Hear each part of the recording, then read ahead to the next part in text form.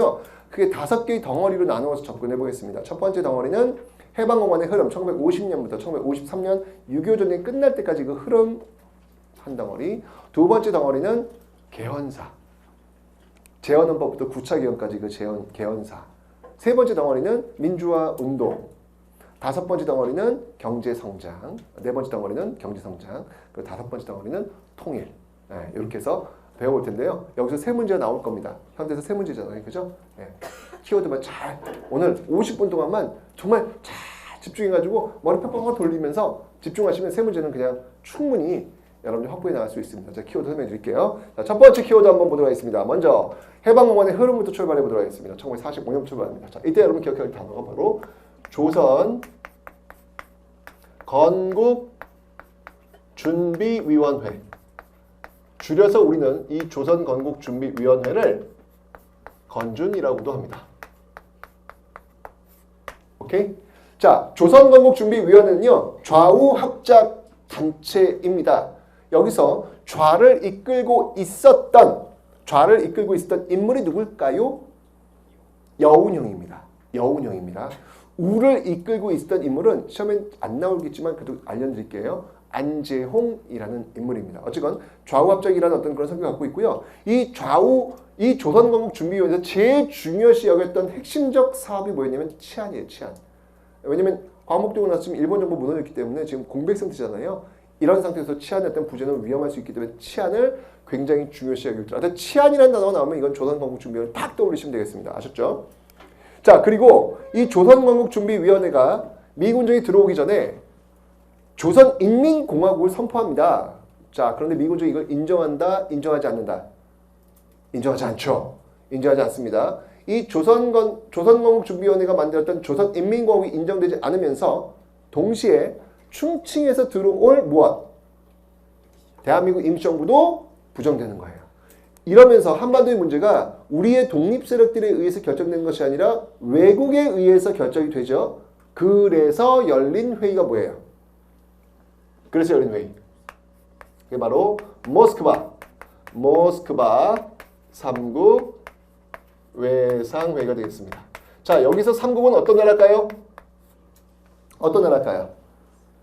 3국은 미국, 소련, 영국이죠. 미국, 소련, 영국. 이 모스크바 3국 외상회의 12월 달에 열렸는데 여기서 결정됐던 제일 중요한 내용이 뭐였냐면 첫 번째, 바로 임시정부의 수립. 두 번째, 신탁통치 결정. 세 번째, 미소공동위원회 개최. 이 세 가지가 핵심이었습니다. 임시정부, 신탁통치, 미소공위. 자, 이게 결정이 되니까 신탁통치를 반대하는 세력들이 들고 일어났습니다. 이들은 누굴까요? 신탁통치 반대하는 세력들은 누굴까요? 우익입니다. 우익. 모스크바 3국 외상회의를 총칙으로 지지하는 세력은 누굴까요? 야, 우익의 반대야. 왜 어려워해? 예, 좌익이죠. 그죠? 예, 그래서 좌우 대립이 치열하게 전개가 되고 있는 모습들. 모스크바 3국 외상회의의 결과였습니다. 자, 어쨌건 모스크바 3국 외상회의에서 열리기로 했던 1차 미소공동위원회가 열리네요. 1차 미소공동위원회가 열립니다. 자, 1차 미소공동위원회. 여러분 하나 더. 이 모스크바 3국 외상회의에서 신탁통치를 하는 4개의 나라가 정해집니다. 4개의 나라가 어떤 나라일까요? 야, 3국이 회의를 했는데 4개를 정했어. 그럼 3국은 기본으로 들어가지 않겠니? 어떤 나라야? 미국, 소련, 영국, 그리고 하나. 일본? 야, 일본 또 식민지. 어떤 나라예요? 중국이에요, 중국. 그러니까 모스크바 3국 외상회의에 중국이 들어가지 않지만 모스크바 3국 외상회의에서 신탁통치 결정될 그 4개의 나라에는 중국이 들어가는 겁니다. 아시죠? 왜냐면 사료에 미, 소, 영, 중국 이렇게 나오면 여러분 헷갈려 하더라고요. 예, 이게 바로 모스크바 3국 외상회의 신탁통치 결정된 내용들이 되겠습니다. 자, 1차 미소 공동위원회 열렸는데요. 1차 미소 공동위원회는 결국은 휴회됩니다. 미국과 소련이 대립되었어요. 왜? 바로 1차 미소 공동위원회에 참여하는 단체의 자격 문제 때문에 미국은 누구나 들어올 수 있다. 소련은 모스크바 3국 외상회의를 지지한 세력만 들어올 수 있다. 결국 미국은 우익 쪽을, 소련은 좌익 쪽을 끌어들이려는 그런 의도가 보였던 것이죠. 결국 휴회. 자, 미국과 소련이 휴회하는 모습을 보니까 미국과 소련은 이거 어차피 합의 못 보겠는데, 그렇다면 남한만이라도 단독 정부를 수립해서 소련을 격퇴시키자라는 발언이 나옵니다. 그 발언이 뭘까요? 그게 바로 정읍 발언. 누가? 이승만의 정읍 발언. 자, 정읍은 강원도, 경상도, 전라도, 충청도 어디에 있을까요?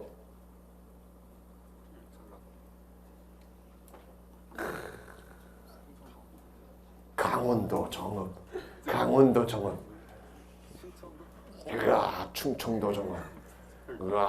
그러니까 이게 항상 여러분들 그 지명이 나오면 꼭 그게 어디 있는지 위치는 아셔야 돼요. 예, 바로 전라북도입니다. 전라북도 정읍입니다. 이걸 왜 말씀드리냐면 이 정읍에서 동학농민운동도 전개되기 때문에 그래요.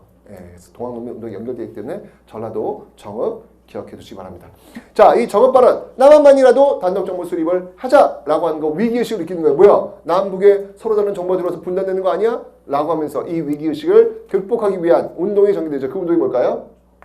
이게 바로 좌우 합작 운동이 되는 것입니다. 자, 이 좌우합작 운동을 위해서 좌우합작위원회가 결성이 되었고요. 그 좌우합작위원회에서 바로 원칙이 결정되죠. 그 원칙이 몇 개 원칙? 좌우합작 7원칙이 좌우합작위원회에서 결정됩니다. 자, 그렇다면 이 좌우를 이끌었던 인물들은 누굴까요?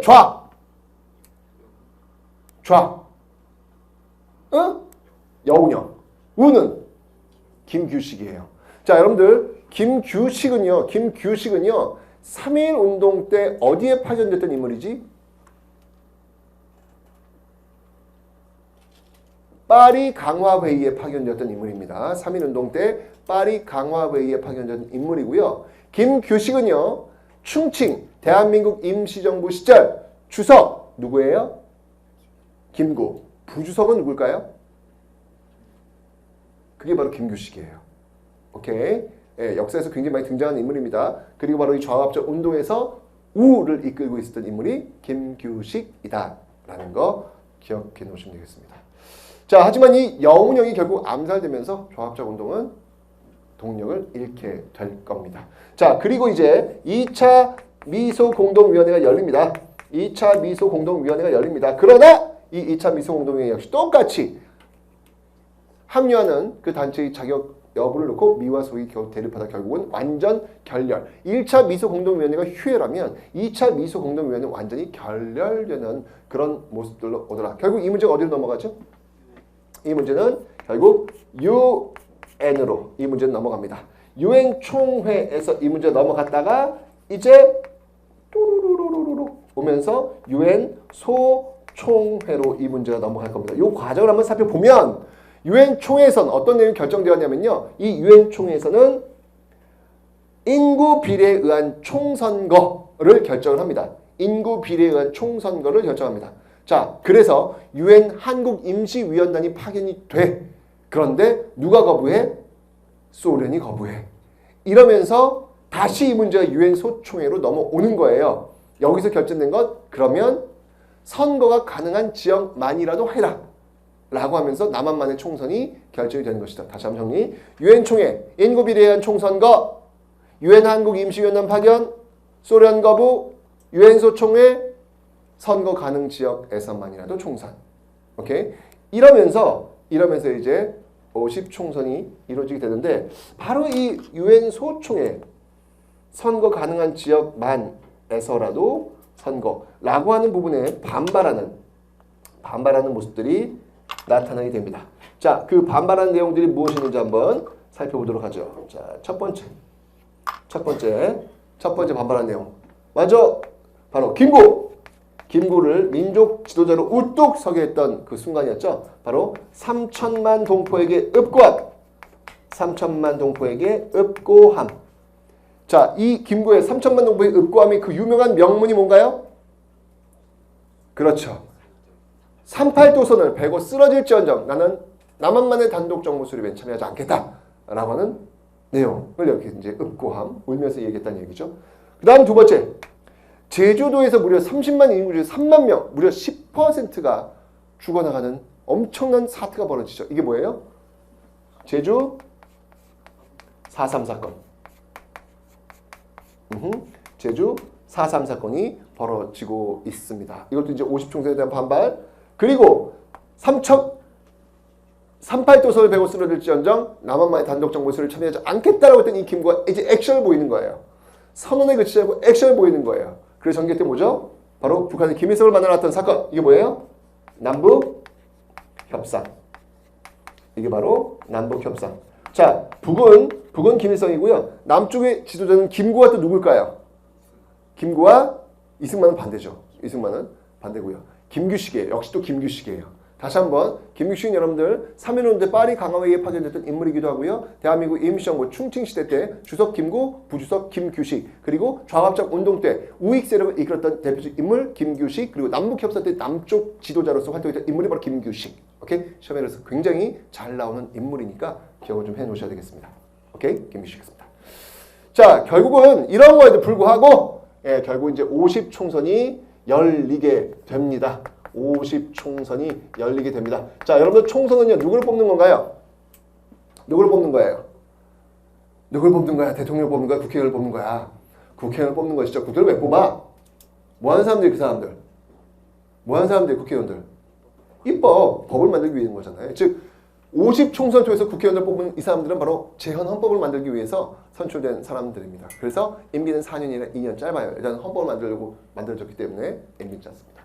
자, 이 50 총선에 의해서 재헌헌법을 만들었고 그 재헌헌법에 의해서 결정된 대통령 직선제였고 대통령 간선제였고 그 대통령은 누구였다? 초대통령 이승만. 이러면서 대한민국 이 정부가 수립이 되었던 겁니다. 50 총선의 결과 대한민국 정부가 수립. 대한민국 정부가 수립되었더라. 여러분들 이 50 총선은요. 우리나라 역사상 최초의 보통 선거였다는 사실도 기억해 놓으세요. 자, 이 대한민국은요. 해야 될 일이 두 가지가 있었습니다. 그 두 가지가 뭐였냐면 바로 정의를 세우는 것, 그리고 일본인들이 소유했던 토지를 나눠주는 것. 이 두 가지가 대한민국이 해야 될 가장 중요한 일이었죠. 자, 그래서 정의를 세우는 것, 바로 친일파, 청산 위에서 만들었던 위원회가 뭐예요? 그게 바로 반민족 행위자 처벌 특별위원회, 바로 반민특위를 구성을 하고 있습니다. 성공 실패. 바로 이승만 정부의 소극적인 모습으로 결국은 실패로 돌아가는 모습들, 아쉬운 모습들. 자, 그리고 토지를 나눠주는 거, 그게 뭐예요? 농지 개혁, 유상 매입, 유상 분배의 농지 개혁이 이루어지고 있더라. 이것은 성공의 모습들을 보이고 있습니다. 바로 반민특위와 농지개혁, 이게 바로 대한민국 정부의 가장 중요한 과제였죠. 이 과제를 수행하는 과정에서 전쟁이 터집니다. 그 전쟁이 뭘까요? 그 전쟁이 바로 6.25 전쟁이 되겠습니다. 자, 6.25 전쟁은 여러분들 흐름을 잘 보셔야 돼요. 자, 북한이 지금 남침을 했습니다. 그리고 어디가 밀고 내려간다? 낙동강 방어선까지 밀고 내려가는데 그걸 역전시켰던 전투가 있죠. 그게 뭐예요? 그게 바로 인천 상륙 작전. 그 인천 상륙 작전 계기로 다시 올라간단 말이야. 올라서 압록강까지 올라가는데 다시 이게 반전. 누구의 개입으로? 중국군의 개입으로. 그래서 급하게 철수하는 그 대표인 철수가 뭐예요? 흥남 철수. 뚝 밀고 내려와서 결국 서울 또 뺏겨. 서울 뺏긴 건 뭐라 그래요? 그걸 일사후퇴라고 하는 거예요.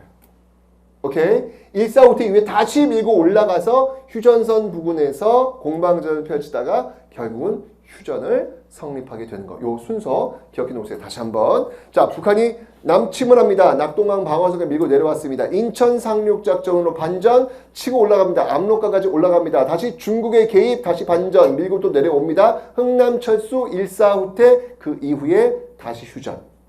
오케이? 요 흐름. 특히 6.25 전쟁에서 그 분기점이 되는 게 어떤 사건이냐면 중국의 개입이에요. 중국의 개입을 계기로 해서 그 전에 어떤 일이 있었고 그 이후에 어떤 일이 있었는지를 기억해 두는 거. 요거 시험에 굉장히 잘 나옵니다. 자, 여기까지가 바로 해방공간 1945년부터 1953년 휴전협정이 체결될 때까지의 모습들 기억하시면 되겠습니다. 됐죠? 자, 두 번째는요. 두 번째 덩어리 바로 개헌사를 한번 보도록 하겠습니다. 자, 먼저 재헌헌법입니다. 재헌헌법입니다. 자, 개헌사의 핵심은 뭐냐면 대통령을 어떻게 뽑냐는 거예요. 이게 제일 중요한 핵심이야. 자, 재헌헌법. 대통령 어떻게 뽑아요? 대통령 간선제. 간접선거란 말이에요. 자, 그러면 간접선거면 어디서 뽑냐는 게 중요하죠. 어디서 뽑습니까? 대통령 간선제 어디서 뽑아요? 재헌헌법. 국회에서 뽑습니다. 국회에서 재헌헌법, 국회에서 대통령 간선제 이루어지고 있다는 사실 기억하시면 되겠습니다. 자, 그러다가 1차 개헌 들어갑니다. 1차 개헌 들어갑니다. 자, 이 1차 개헌에서는요. 대통령을 어떻게 뽑을까요? 1차 개헌은 대통령 직선제. 자, 왜 직선제인지 배경을 설명드릴게요. 제헌헌법 어디서 뽑는다 그랬죠? 어디서? 국회에서. 그런데 그 국회의원 1950년 2년 임기 끝나고 나서 1950년 총선이 치러지는데 여기서 대통령을 지지했던 이승만 대통령을 지지했던 국회의원들 대거 낙선하게 됩니다. 그러면 이승만 정부는 다시 탄생할 수 있을까 없을까? 없지요. 없으면 헌법을 고치면 되는 거예요. 이건 말도 안 되는 논리죠. 그죠 여러분들? 네, 대통령이 다시 선출될 수 없으면 없는 거죠. 근데 없으니까 헌법을 고치는 거예요. 여기서부터 우리의 비극은 시작되는 것이고 여기서부터 외울 거리가 많아지는 겁니다. 이러지 말았어야 돼요 어른들이. 우리 무려 9개의 개헌사를 외워야 되는데 그 9개의 개헌사가 대부분 다 바로 정권을 연장하기 위한 방식, 반칙에서부터 출발하고 있다는 거. 그죠? 안 되면 나와야죠. 안 되면 자꾸 하려고 그래요. 공부하기 힘들기시기. 자, 1차 개헌은요. 바로 대통령이 될 수 없으니까 다시 대통령 될 수 있도록 하는 방법이에요. 그래서 대통령 간선제를 바꿉니다. 대통령 직선제로 바꾼다는 게 핵심이에요. 1차 개헌의 핵심은 바로 대통령 직선제로 바꾼다라고 하는 사실. 자, 그래서 이 1차 개헌은 뭐라고 하냐면요. 발췌개헌이라고 합니다. 발췌개헌. 발췌라고 하는 건 뭐냐면 이 세상에 있는, 이 세계 지구에 있는 이 많은 나라들이 그 좋은 헌법들 중에서 제일 좋은 것만 뽑은 거예요. 네, 1차 개헌은요. 굉장히 좋은 내용들로 아주 채워진 알찬 내용들입니다. 그럼 뭐 하냐고요.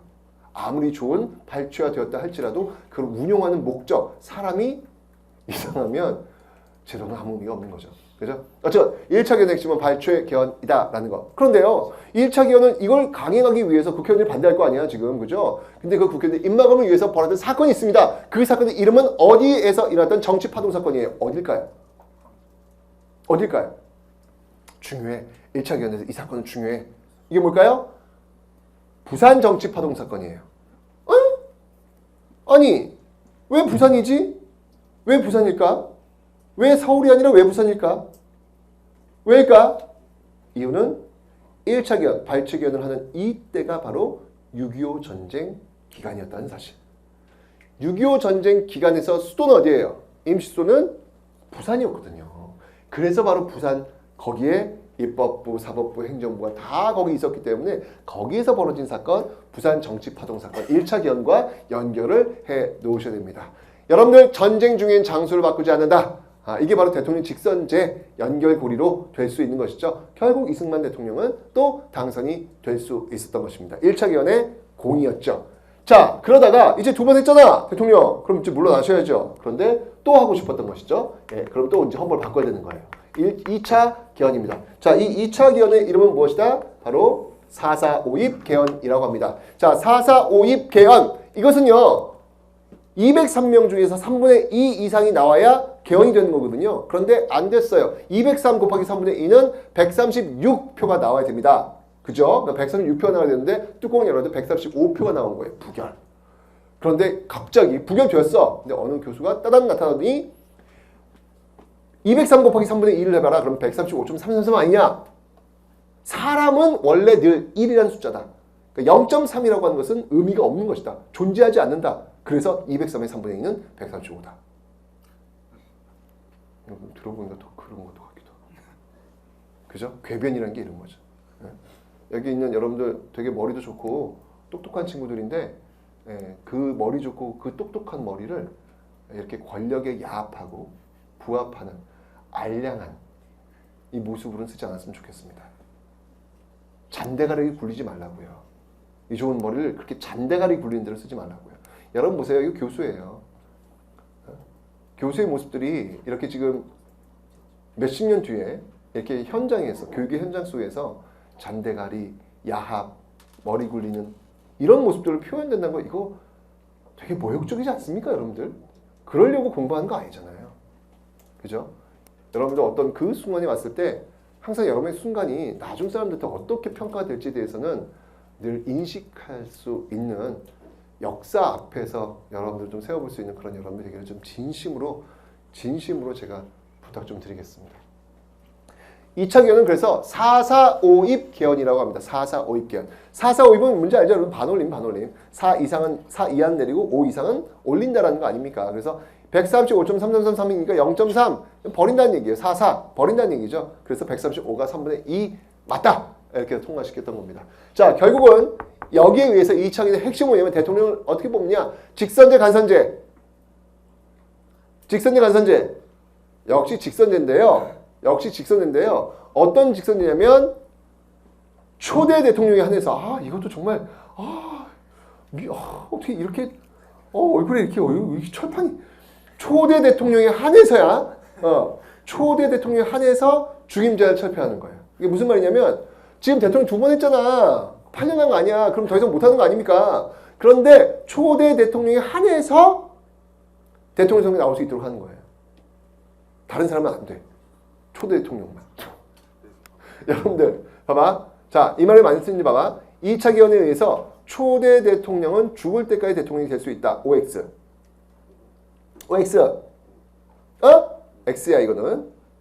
X라고 죽을 때까지 대통령이 될 수 있는 게 아니라 죽을 때까지 대통령 선거에 나올 수 있다는 거예요. 그래도 이승만 대통령께서는 미국에서 민주주의를 배우신 분이에요. 그래서 선거는 하시겠답니다. 선거는 해야지. 그게 민주주의인데. 나중에 어떤 분께서는 아예 선거도 안 하시죠. 죽을 때까지 대통령이 될 수 있는 법을 또 만드신 분이 계세요. 그 법이 뭐예요? 그게 유신입니다. 이게 바로 이 2차 기원과 유신의 차이점, 7차 기원의 차이점이에요. 2차 기원은 그래도 이승만 대통령은 그래도 선거를 통해서 선택을 받겠다. 그런데 7차 기원 유신은 그런 선택도 필요 없다. 나는 죽을 때까지 한다. 라고 하는 그 차이점이 있다는 사실을 기억하시면 되겠습니다. 자, 2차 개헌, 4.4 5.6 개헌, 대통령 직선제, 초대 대통령에 의한 대한 중임 제한의 철폐. 이게 핵심적인 내용이었습니다. 자, 그리고 이제 3차 개헌 들어갑니다. 자, 이 3차 개헌은 중요하죠. 왜? 우리 역사에서 처음이자 마지막 내용을 담고 있기 때문에 그렇습니다. 3차 개헌은 바로 내각 책임제, 그리고 양원제.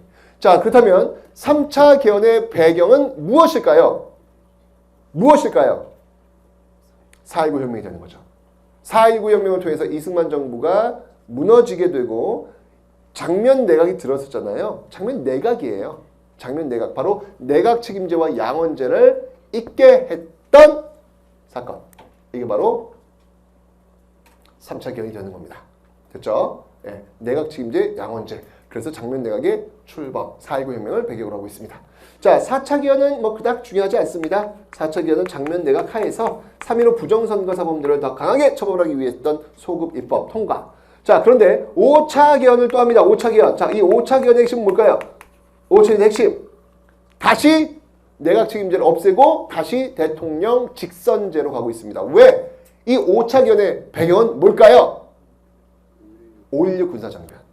5.16 군사정변으로 장면 내각이 무너지고 정치군인 박정희가 등장하게 되면서 헌법을 바꾸죠. 그래서 5차 기원 대통령 직선제, 단원제로 다시 회귀하는 그런 모습들. 자, 이래가지고요. 대통령 선거에 나와서 2번 대통령이 되셨습니다. 경제성장을 발전됐죠. 자, 그런데 2번 대통령 되셨을 때까지는 그 선거에 의해서 이렇게 나오셨는데 또 3번째 때니까 또 이렇게 염치가 점점 없어지세요. 자, 6차 기원. 자, 6차 기원의 핵심은 뭘까요? 6차 기원의 핵심. 이거는 2번 했으니까 한 번만 더 하겠다. 한 번만 더 하고 이제 선거 안 하겠다. 이제 한 번만 더 할 수 있도록 해달라. 라고 하는 게 6차 기원이에요. 이 이름이 뭐예요? 그래서 그 이름도 유명한 삼선개헌안. 6차 기원의 핵심은 뭐냐면 삼선개헌이에요. 삼선개헌안. 1969년에 있었던 삼선개헌안. 한 번만 더 하겠다. 더 이상 안 하겠다. 한 번만 더 하겠다는 것이죠. 네, 약속을 지킵니다. 더 이상 선거를 하지 않습니다. 그게 뭐예요? 그게 바로 7차 개헌. 아, 진짜 이렇게 약속을 잘 지키세요. 네, 더 이상 선거를 하지 않습니다. 7차 개헌이 이게 뭐예요? 이게 바로 유신헌법. 이게 유신헌법. 유신헌법의 핵심은 뭐냐면 여러분들 헌법을 정지시키는 거예요. 언론, 출판, 집회, 결사의 자유가 우리에게 있는데 이것을 일시에 막을 수 있는 권한이 대통령이 있다는 얘기예요. 이게 뭐예요? 이 권한이 뭐예요? 이게 바로 긴급조치권. 긴급조치권. 네. 헌법을 막을 수 있는 법이 있다. 헌법 위에 상위법이 있다는 거 논리적으로 말이 안 되죠. 헌법이 왜냐 가장 상위법인데 그죠? 무슨 왕도 아니고 긴급조치권에 의해서 이런 것들을 막을 수 있는 것. 자, 이 7차 기원은요. 대통령 간선제입니다. 다시 대통령 간선제로 왔어요. 자, 간선제라는 얘기는 뭐냐면 이제 간접적으로 뽑는 얘기. 어디서 대통령을 뽑을까? 아까 1차, 아까 재헌헌법에서는요. 대통령 어디서 뽑았죠? 제안후보에서는 국회에서 뽑았잖아. 그죠? 자, 이제 7차 기원. 유시헌법은 어디서 뽑을까? 간선제니까. 통일주체국민회의. 통일주체국민회의. 통일주체국민회의. 통일주체국민회의에서 대통령을 뽑습니다. 물론 선거를 통해서 뽑고요. 대통령의 임기도 있습니다. 대통령의 임기는 6년이에요. 그죠? 자, 그런데 이 6년 선거 의미가 없다는 얘기예요. 왜냐하면 통일주체국민회의에 모이신 분들은 다 찬성을 위해서 모이신 분들이에요. 예, 그래서 투표를 하면 99% 찬성, 한 표 뭐 기권 뭐 이런 거죠. 거의 북한에서 볼 수 있는 그런 모습들이 이 당시에 막 나왔던 거예요. 그러니까 죽을 때까지 대통령이 될 수 있는 그 길을 열어놓은 거죠. 바로 이게 7차 개헌이더라. 자, 이 7차 개헌에 의한 유신헌법은 결국 막을 내리고요. 이제 8차 개헌을 들어갑니다. 자, 이 8차 개헌은요. 또 다른 정치군인 바로 전두환 노태우에 의해서 문을 열게 되는데 이 8차 개헌은 바로 5.18 민주화운동을 진압하고 나서 개헌을 하게 되는 건데 이 8차 개헌의 핵심은 역시 대통령 간선제입니다. 7차 개헌과 그렇게 내용이 다르지 않아요. 대통령 간선제, 아까 7차 개헌에서는 여러분들 어디서 뽑았습니까? 어디서 뽑았어요? 통일주체국민회의잖아. 그러면 이 8차 개헌, 대통령 간선제에서 어디서 뽑을까? 이름이 좀 달라요. 대통령 선거인단. 하지만 통일주체국민회의나 대통령 선거인단이나 다 똑같이 체육관에서 박수치고 대통령 뽑는 건 똑같습니다. 그러니까 이름만 다를 뿐이지 뭐 차이는 별로 없다는 이야기죠. 대통령 선거인단. 그런데 이 전두환 정부는 그래도 우리는 박정희 정부처럼 그렇게는 안 하겠다. 그건 너무한 거 아니냐. 라고 해서 딱 한 번만 하겠다 그러죠. 딱 한 번만. 그게 바로 8차 개헌의 핵심. 대통령 간선제 7년 단임. 딱 7년만 하겠다는 얘기예요. 7년 단임. 하지만 7년 단임이 끝났을 때 다시 자신의 아바타에게 정부를 그대로 넘기겠다. 대통령 선거인단을 통해서 똑같이 박수쳐서 체육관에서. 그 아바타가 누구였죠? 이게 바로 노태우. 그러니까 전두환 노태우 이렇게 이어지는 어떤 그 플랜을 지금 가지고 있었던 거예요. 그런데 결국 실패하죠. 그러면서 나왔던 게 바로 9차 개헌이 되는 겁니다. 자, 이 9차 개헌의 배경은 바로 6월 민주항쟁이 되는 것이죠. 대통령 간선제 우리는 싫다. 대통령 직선제를 우리는 원한다. 라고 해서 9차 개헌 대통령 직선제를 쟁취했고요. 그리고 5년 단임 대통령제를 만들고 있는 것이죠. 이게 바로 1987년 1987 시스템인데 이 모습이 2018년 현재까지도 이어지고 있는 겁니다. 네. 지금 그래서 이제 우리도 좀 안정됐고 사실 이게 5년 단임이라고 하는 게 이런 비정상적 상황 속에 나온 거잖아요. 그죠? 이제 조금 우리도 좀 바뀌어야 되지 않을까라는 생각이 들어요. 어떻게? 여러분들은 이제 개헌을 좀 하긴 해야 되거든. 우리가 지금 거의 30년 동안 지금 이걸 하고 있잖아요. 지금 그죠? 어떻게 여러분들은 내각 책임제, 대통령제 뭘 원하십니까? 내각 책임제? 대통령제? 뭘 원하십니까?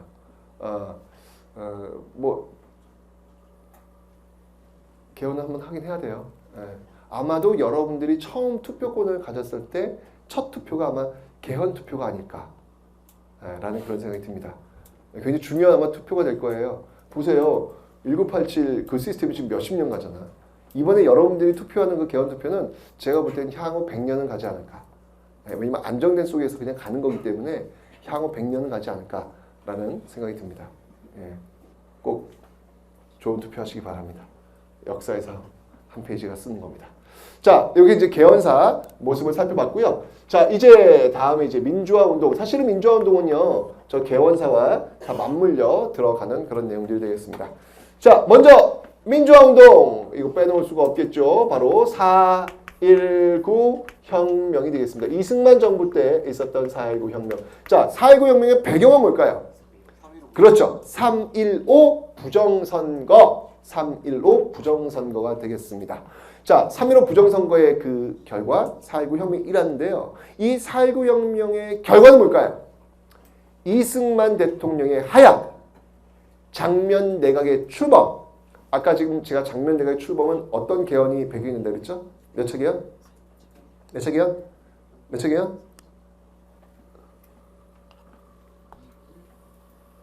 몇 차 개헌? 3차 개헌, 3차 개헌. 그죠? 3차 개헌이 배경이 된다 그랬죠. 내각 책임제 양원제. 그죠?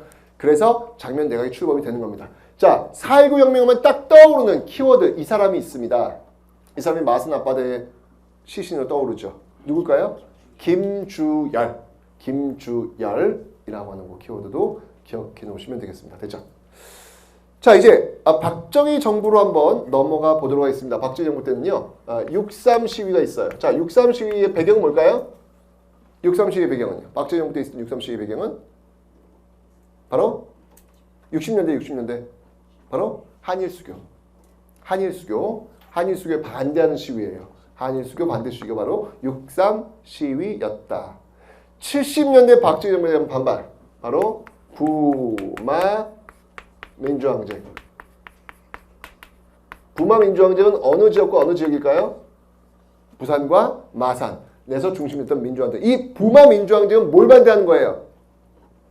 유신체제를 반대하는 겁니다. 유신체제. 자, 유신체제 반대의 흐름을 좀 볼게요. 이게 지금 다 1979년도에 집중되고 있는데요. 1979년에 YH 무역사태라는 게 벌어집니다. YH 무역사태. 이 YH 무역사태 뭐냐면 YH에 근무하고 있었던 여성 노동자들이 갑자기 공장문을 닫아버린 거예요. 일자리를 잃어버린 것이죠. 그래서 야당 당대에서 들어와서 우리 살려달라고 시위하는데 거기에 경찰 공권력이 투입되어가지고 투입되는 과정 속에서 결국 여성 노동자가 떨어져서 죽는 그런 사태도 벌어지는 겁니다. 이러자 야당 당시 대표였던 김영삼 대표가 이 외신 기자를 격렬하게 박정희 정부를 비판을 하죠. 그 결과 김영삼 제명. 국회에서 제명을 시킨 거예요. 그러자 대학생들이 이게 나라냐? 라고 들고 일어났던 사건이 뭐예요? 이게 바로 부마민주항쟁. 자, 보세요. YH 무역사태, 김영삼 제명, 그리고 부마민주항쟁. 결국 이 부마민주항쟁을 진압하는 과정 속에서 벌어진 사태. 그게 뭐예요? 땅! 바로 11.6 사태. 11.6 사태. 박정희 정부가 무너지게 되는 것이죠. 그 11.6 사태로 박정희 정부가 무너지는 듯 했는데 또 다른 군인이 등장을 하죠. 신군부의 등장. 그 사태가 뭐예요? 그게 바로 12.12 사태. 이게 지금 다 1979년에 벌어지고 있는 거예요. YH 무역 사태, 김영삼 제명, 부마 민주화운동, 11.6, 12.12. 그 12.12 사태를 통해서 권력을 장악했던 신군부에 반발했던 민주화운동이 뭐예요? 그게 바로 그 다음에 있었던 1980년에 있었던 5.18 민주화 운동이 되는 거예요. 이 흐름을 쭉 여러분들이 꿰고 계셔야 됩니다. 됐죠? 자, 부마 민주 항쟁 하면서 제가 이제 5.18 민주화 운동을 설명드리면 되겠네요. 5.18 민주화 운동. 자, 5.18 민주화 운동의 키워드를 좀 볼 텐데요. 자, 이 5.18 민주화 운동은요, 계엄군이 투입이 됩니다. 계엄군이 투입되면서 그 계엄군에 맞서 싸웠던 군인들을 우리 뭐라 그러죠? 시민군. 그래서 계엄군, 시민군이라는 키워드가 나오면 이건 무조건 5.18 민주화 운동이라는 거. 이 5.18 민주화 운동의 구호는 뭐였냐면요. 계엄 철폐.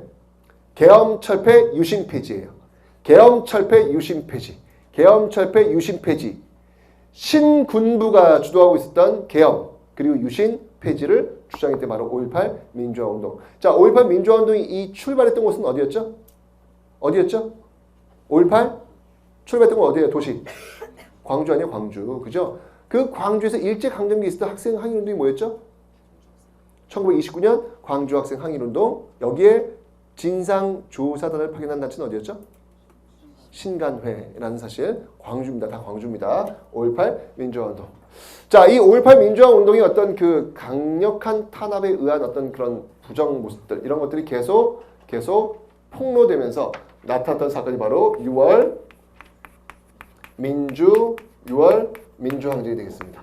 자, 여러분들 6월 민주항쟁. 자, 6월 민주항쟁의 배경은 뭘까요? 바로 전두환 정부의 4.13 호헌 조치라는 것이죠. 호헌이라고 하는 얘기는 뭐냐면 보호한다는 얘기예요. 헌법을 보호한다. 여기서 헌법은 몇 차 헌법일까?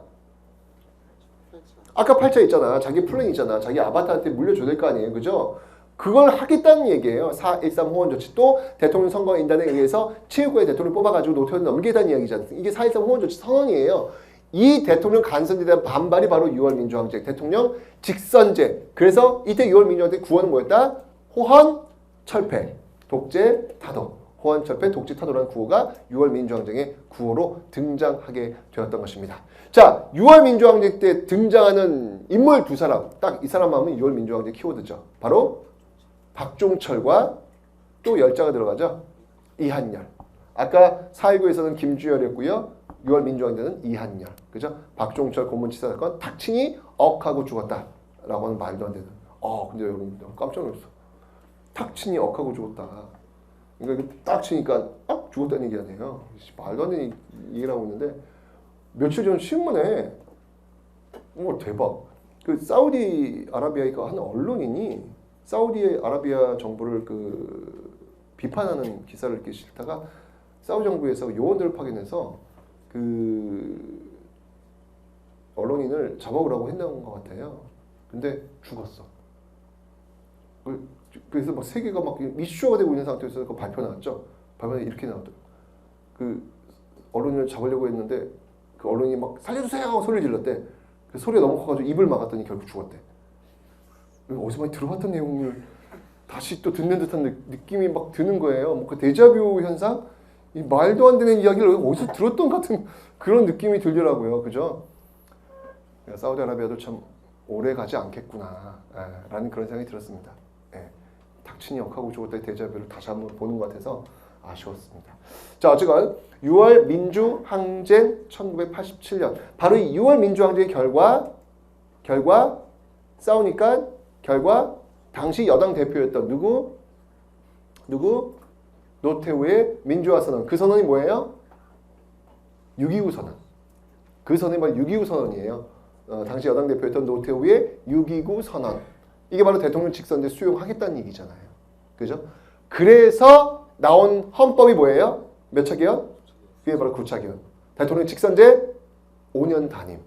이렇게 가는 겁니다. 오케이. 좋았습니다. 자, 여기 바로 민주화 운동에 대한 내용들이다라는 거 기억하시면 되고요.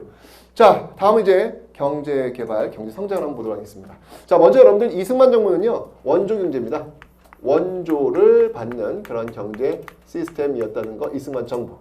박정희 정부부터는요, 경제 개발 5개년 계획을 60년대에 주로 합니다. 자, 여러분들 1, 2차. 저는 1, 2차.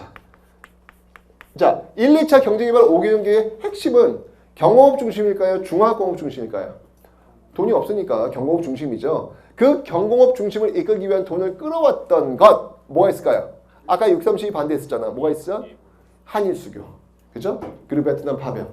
한일 수교와 베트남 파병을 통해 가지고 여기에 필요한 자금을 모으고 있더라. 이 60년대와 70년대 넘어가는 그 분기점 70년도에 이런 사건이 있습니다. 예, 바로 70년도에 경부 고속국도를 놓죠. 자, 경부 고속국도를 놓습니다. 경부 고속국도 어디 있어요, 여러분들? 옆에 있잖아요, 옆에. 옆에 경부 고속도로 있잖아. 그죠? 하나도 고속도로 같지 않아요. 제가 타임머신 있다면 저는 이 시대로 돌아가서 경부 고속도로를요 30차선으로 놓겠습니다. 서울에서 부산까지 30차선. 이 정도는 돼야 되지 않을까. 그죠? 지금은 이 강남 땅값이 너무 비싸가지고 택도 없잖아요. 10cm 늘리는데도 돈이 어마어마하게 들어갈 거 아니야. 그죠? 이때 30차선을 놨어야 돼. 그게 너무 아쉬워요. 지금은 4차선, 4차선, 8차선인가 아마 그럴 거예요 아마. 그죠? 더 넓혔어야 되는데. 자, 경부고속국도 이때 이제 놓은 거고요. 또 뭐가 있을까? 잘 살아보세 새벽종이 울렸네 새 아침이 밝았네 새마을운동. 자, 이렇게 경제성장의 빛도 있지만 그늘도 있었죠. 이때 노동자의 인권을 보장해달라라고 해서 분신을 했던 인물이 있습니다. 누구? 전태일. 그렇죠? 네, 전태일 70년 다 연결되고 있는 내용들이 되겠습니다. 그리고 나서 이제 다시 경제개발 5개년 계획, 경제개발 5개년 계획이 또 3, 4차 3, 4차 경제개발 5개년 계획이 이루어지고 있지요. 네, 70년대 주로 이루어지고 있는데요. 자, 이 70년대 경제개발 5개년 계획 중에 있었던 일들을 보면요. 우선 이때는요. 경공업 중심일까요? 중화공업 위주일까요? 중화학공업 위주였습니다. 중화학공업 위주였습니다. 중화학공업 위주였고 이때 1, 2차 석유 파동이 벌어져요. 70년대. 1, 2차 석유 파동. 1차, 2차 석유 파동이 벌어지고 그리고 수출 100억 불이 달성되었던 해가 또 70년대입니다. 수출 100억 불. 네. 중화학공업, 1, 2차 석유 파동, 수출 100억 불. 이게 다 70년대에 지금 이루어지고 있다는 거 봐두시면 되겠습니다. 됐죠? 자, 박정희 정부 때 어떤 그런 모습들이 쭉 이어지고 있고요. 자, 그 다음에 이제 전두환 정부 때의 모습을 한번 살펴보겠습니다. 전두환 정부 때는요, 이때는 세계적으로 아주 3조 호황의 시대였습니다. 저금리, 저달러, 저유가의 시대입니다. 지금은 기름값도 비싸요, 달러도 비싸요, 그죠? 금리도 비싸요. 아주 지금 경제를 굉장히 어려운 그런 상황인데 이때는요, 다 쌌어요. 저금리, 저달러, 저유가. 자, 전두환 정부에 있다면 김영삼 정부 때는요, 이때는 좀 이런 것들을 발판을 해서 세계 어떤 그 무역기구 막 이런 데 가입을 하죠. WTO, 그리고 OECD, 선진국 클럽이라고 하죠. 이 OECD에 가입하는 그런 모습들, 여기 이제 김영삼 정부 때 있었던 내용이고요. 그리고 이제 금융실명제. 금융실명제를 또 김영삼 정부 때 시행을 하고 있습니다. 그리고 결과는 IMF. 헐. 네. 여기 이제 김영삼 정부 때 있었던 그런 내용들. 외환 부족 사태. 여러분들, 며칠 전에 또 우리나라 달러가 훅 빠져나갔어요. 깜짝 놀랐어요. 이게 여러분들, 이게 순식간이더라고요. 저는 이게 지금 87년도, 88년도 그 넘어오는, 97년도, 98년 넘어오는 그 시점이잖아요. 그죠? 순식간에 우리나라가 거지가 됐더라고. 정말 순식간에. 달러가 쭉 빠져나가니까 갑자기 우리가 파산이 되는 거예요. 그럴 수도 있구나라는 걸 그때 경험했는데 며칠 전에 좀 달러가 물론 이제 이때 그 경험이 있기 때문에 우리가 외환 보유를 많이 해놔서 다행은 다행이었는데 왕창 빠져나갔어요. 남의 일이 아니야. 우리는 이렇게 늘 불안하게 살고 있어. 달러 쭉 빠져나가면요. 제2의 IMF로 또 오는 거야. 그죠? 그냥 간담이 서늘했던 며칠 전 기사를 보면서 깜짝 놀랐던 그런 기억이 나네요. 왜냐면 지금 저기 신흥국들이 지금 막 하나 지금 쓰러지고 있잖아요. 지금요. 그죠?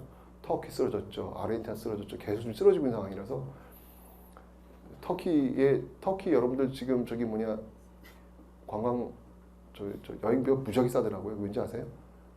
터키 거기 지금 난리예요. 지금 이게 터키 터키 그 화폐 있잖아요. 완전 폭락. 뭐 하나 음식 먹으러 가면 돈을 이렇게 싸들고 가야 돼요. 지금 굉장히 세계적으로 굉장히 위험한 어떤 그런 상태였는데 며칠 전에 우리나라도 달러 많이 빠졌다니 깜짝 놀랐어요. 하여튼 IMF 이런 거 다시 오면 안 되겠죠. 자, 어쨌든 이렇게 경제 살펴봤고요. 자, 이제 마지막으로 통일 한번 살펴보도록 하겠습니다. 통일. 자, 먼저 박정희 정부 때 있었던 7.4 남북 공동성명을 한번 보도록 하겠습니다. 자, 7.4 남북 공동성명 박정희 정부 때 있었는데요. 여기 제일 중요한 건 뭐냐면 평화통일 3대 원칙이 정했다는 얘기죠. 평화통일 3대 원칙. 자, 평화통일 3대 원칙 뭐죠? 자주, 평화, 민족 대단결. 자주, 평화, 민족 대단결. 그런데 이번 여러분들 2018년 10월 13일 며칠 전이잖아요. 며칠 전에 7.4 남북 공동성명을 발표했던 중앙정보부 강당을 처음으로 일반 시민들이 개방을 했습니다. 왜냐면 이 통일 문제는 꼭 나오는데 올해 반드시 나와요, 여러분들. 20번 문제입니다. 꼭 나와요. 올해 안 나올 수가 없어요. 지금 저기 판문점선도 있고 그래서 반드시 나올 텐데 그때 문제를 하도 많이 내가지고 내는 문제가 없어요. 근데 아주 좋은 소재가 나왔어요. 10월 13일 이번에 중앙정보부 그 강당을 개방을 했어요. 어디였냐면 여러분 그 동대문 쪽에 그 경희대 외대 그쪽에 있는 을흥이라는 곳이 있습니다. 을흥은 누구의 릉이냐면은 을흥은 누구의 무덤이냐면 바로 영조의 형 경종이죠. 장희빈의 아들. 그 경종이 묻힌 곳이 바로 을흥이에요. 근데 그 을흥에 바로 중앙정보부가 들어갔어. 근데 왜 릉에다가 왜 중앙정보 그런 건물을 세워? 이해가 안 가요, 나는 사실은. 거기서 막 연못도 팠어. 릉에 왜 연못을 파? 이상해요. 참 이상한, 릉에다 왜 연못을 파?